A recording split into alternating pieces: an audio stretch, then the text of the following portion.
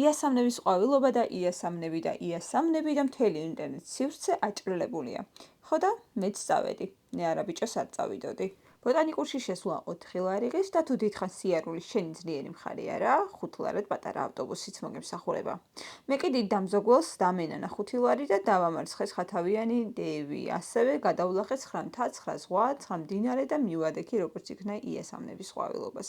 წარმოდგენა არ მაქვს აქამდე სად ვიყავი, მაგრამ მიხარია რომ ამ სილამაზეს თვალი შევავლე და სილამაზეს რო თავი დავანებოთ, ისეთი სურნელი იდგა, ალბათ გაგაგიჟებდა. მე პირადად იქიდან წამოსვლა ნამდვილად არ მინდოდა. ხო და შენც გირჩევ. სიმშვიდე, სილამაზე და შესანიშნავი სურნელი თუ გიყვარს, მაშინ ეს ადგილი აუცილებლად უნდა მოინახულო.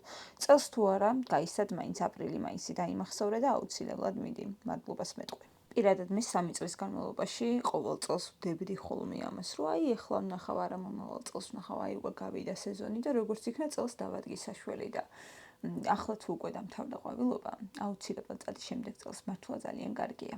ისე იასამენი ჩემი საყვარელი ყვავილია, იმიტომ რომ ძალიან კარგი სურნელი აქვს და შეიძლება ძალიან მიგერძოვებულიც ვიყო, მაგრამ არა უშავს, ჩემი პირადი ბლოგია და რა თქმა უნდა მიგერძოვებული ვიქნები. ამით იასამნებში მოგზაურობა სრულდება, მადლობა რომ მიყურე.